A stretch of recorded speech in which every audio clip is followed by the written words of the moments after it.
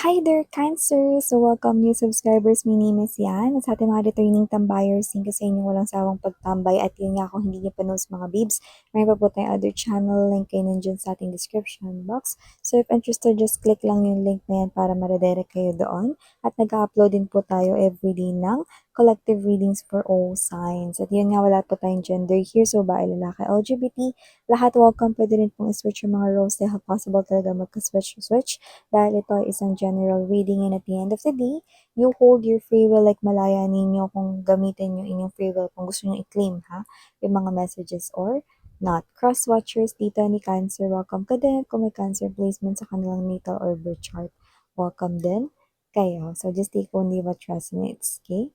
So let's go ahead and check these messages for you, Cancer. Archangel Michael, thank you so much together with the angel guides. Messages for Cancer, please. What this Cancer needs to know. Can you please show me? Cancer. What this Cancer needs to know. Mga mensahe for Cancer, please.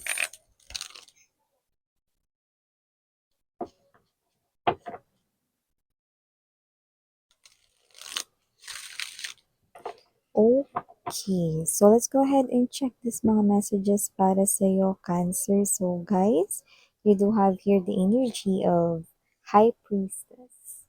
Nandito din, Three of Swords, Three of Coins. Could be seeing a lot of number threes, okay?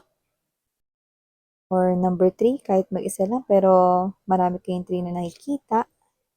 8 of Coins, 4 of Coins, 5 of Coins, bottom of the deck, 3 of Wands, King of Pentacles, and the Hierophant energy.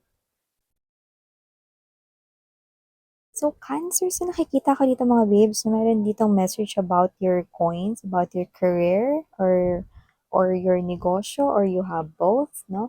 Kung ano man yan, nakikita ko dito na parang medyo mas makakaipon kayo, mas makakaluwag-luwag kayo no, sa mga darating dito ng mga linggo at mga buwan. So, nakikita ko dito, no, Cancer, na posibleng mas makapagtabi kayo ng enough money, no, compared sa natabi ninyo, no, nitong nakaraan. So, nakikita ko rito na hindi mo 'to mapapansin, no? Pero, nakikita ko rito na kayo ito, no, na mararamdaman mo yung paggaan ng sitwasyon na parang, uy, may ekstrang pera pa pala ako, yan, no? So, parang kayo to unti-unti niyong mapapansin, no, na nadadagdagan at nadadagdagan dito ang pera ninyo, no? So, kung negosyo yan, no, dumadami ng dumadami ang inyong customers na hindi niyo napapansin. At kung ito naman ay trabaho, no, posibleng kayo ito na mamimit ninyo ng mamimit yung quota ninyo, no, lalo na kung yung company ninyo, no, is parang may pa-quota dito, no. So, yung iba naman doesn't have to be quota. Parang lagi ka rito may masusungkit na incentives and it could be added sa inyong income. So, what a good news about your coins and money ang nakikita ko dito. Basta mas magiging malaki yung ipon mo ngayon compare sa nakaraan mo. At nakakita ko ng energy dito mga babes, no, with the Three of Pentacles energy and the Five of Pentacles. Nakita ko rito na posibleng isa sa mga katrabaho mo dito yung matulungan mo na makapag-adjust. Possible na yung iba pwedeng bago lang yan, kaya parang hindi niya pa alam kung paano talaga gawin yung isang work dito. Pero yung iba naman, no, is pwede mga babes, no, na meron lang siya rito na parang hindi maintindihan dun sa kanya rito ginagawa or ginagamit na applications, no, or software at posibleng may alam ka dun. So, nakikita ko matutulungan mo ang isang katrabaho mo rito, no, na makapag-adjust siya. Yan, so very good Tapos nakikita ko rito na mas magiging maayos ang connection mo with your coworkers right here. At possible rin mga babes ito ay advice sa inyo, no? Parang warning na rin. Kasi nakikita ko rito na posibleng maging busy kayo no, sa mga susunod na mga araw at linggo. At baka makaligtaan mong magbayad dito, no? May nakikita tayo rito na parang due or meron kang due date na kailangang bayaran. It could be related to the loans na meron ka or meron dito na parang kailangan bayaran. Parang, kunwari, let's say, NHA, di ba? Or Meron dito na parang sa inyong mobile, 'no, na postpaid, okay, or baka naman electricity or water ito 'no, internet, So, may nakikita ko rito na maaaring may mag-past due at makalimutan mo bayaran yun. So, nakikita ko rito na posibleng magkaroon dito ng penalty at nakikita ko na it might affect you a little bit 'no, kasi nga possible rito na parang eto kayo na hindi naman kayo as in makakalimutin diyaan 'no, pero dahil sobrang magiging busy kayo sa mga ginagawa ninyo, possible na makaligtaan mo talaga. Iyan, 'yan 'no. Pero kung ganyan mga babes 'no, ang gawin niyo na lang siguro is mag-alarm kayo sa phone 'no, ng mga to-do list ninyo 'no.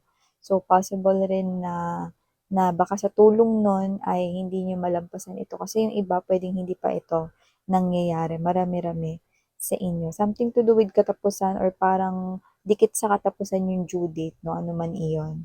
So, maliban diyan nakita rin ako rito 'no, na posibleng meron dito ang nagbabalak na, um, lumapit sa inyo at for some reason, hingin yung kamay, like marriage agad, pero nakikita ko na hindi pa kayo.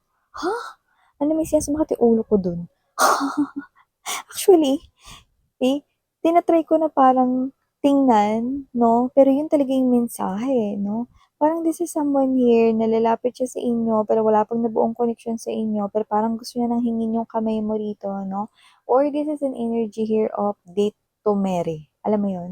Yung parang this person here is looking forward hindi lang sa dating period ninyo, kundi hanggang pang-altar or simbahan na ito. Taray! So, Cancer, dito marry ang energy ng taong ito and for some reason, ang dami niya ng plano rito 'no, sa paglapit sa inyo hanggang sa inyong future. Kung sino siya, nakapagtabi na rin siya para sa inyong future 'no. Kung sino rin ito, this person right here is someone moving towards you at handang-handa na siya 'no. Yung iba puwedeng may energy siya na hindi pa siya gano'n ka-ready before or feeling niya parang ang dami niya pang kailangang ayusin sa kanyang life 'no.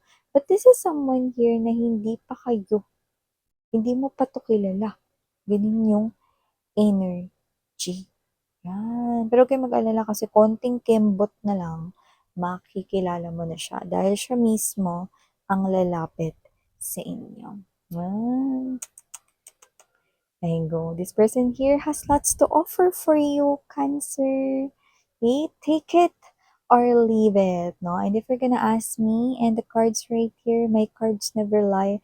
Hierophant energy. This person here will take responsibility to you the moment he or she meets you. No, kahit nga ngayon na hindi pa kayo nagkikita, no, up until the end of time. Meaning to say, up until his or her last breath. Yeah, that's why date to marry. Wow! So, maliban diyan nakakita rin ako ng energy dito 'no, na mukhang meron ditong nalulungkot, okay. Pero hindi siya nalulungkot dahil hindi kayo magkasama. Pero siya yung ex mo, 'yan 'no, another message nito 'no, kasi nakita ko rito na mukhang magagalaw niya na rito 'no, ang kanyang konting naipon. Sino man ito yung energy 'no, na hindi niya rito sinasabi sa iba na siya ay nangangailangan ng tulong pinansyal dahil medyo mataas ang pride nitong tao na 'to 'no. So, hindi ko nakikitang iniisip niya kayong mga mahal, pero lumalabas siya bilang ex niyo rito. So, parang pinapakita rito na ang ex ninyo ay namomroblema 'no, sa kanila 'no, na parang yung perang naipon nila is magagalaw na nila. So, 'pag nagalaw nila yun, 'di walay na, parang gano'ng energy. At kung bakit pa siya pinakita rito sa reading ninyo, kasi may mga days na sumasagi kayo sa isipan niya at may mga days na siya mismo yung nag-iisip sa inyo. 'Yan, 'no? So, may gano'n kasi siyang klase ng energy, Cancer. So, maliban diyan, sweethearts, nakakita rin ako dito ng energy 'no, na parang baka mainis kayo 'no, kasi parang, may energy dito na parang may mga araw na baka tamarin kayo 'no, or may mga araw na parang ayaw ninyong magkikilos 'no, may mga gano'ng araw. Tas yun pa yung araw na parang kailangan mong kumilos or kailangan may gawin ka 'no. So, hindi ito yung energy ng parang 'pag meron 'no or may datnan yung mga babae if you are a woman right here na pero parang gano'n yung feeling, yung parang, parang ayoko kumilos ngayong araw na 'to, pero hindi, eh. So, nakita ko rito dahil diyan posibleng ma-late kayo sa pagpasok 'no, pero nakikita kong pipilitin niyo pa rin yung sarili ninyo na huwag tamarin 'no. Pero good thing 'no, dahil pinilit niyo yung sarili niyong huwag tamarin, nakita ko rito 'no, na hindi niyo pagsisihan yung araw na yun kasi maiisip ninyo after that 'no, na parang, "Ay buti na lang talaga, pinilit ko yung sarili ko kasi kung hindi, 'di ba ako tapos ngayon, lagot ako sa boss ko." Ayan 'no. So, may gano'ng klase ng energy kayo 'no in the near future, 'no? So, last but not the least message dito, 'no? Meron kayong sikreto na parang iniisip ninyong i-share sa inyong friend, wag. Yan. Bakit miss yan? Kasi nakikita kong makikwento niya yan, okay, sa iba. So, yung nakikita ko dito. So, itago mo na lamang yan sa sarili mo. So, ito yung mga messages right here para maiwasan yung problema, para hindi ka mamroblema. Ito yung mga energies dito for you, Cancer. Thank you so much again. I'm Yuriana on Sarang Heal Love in Light.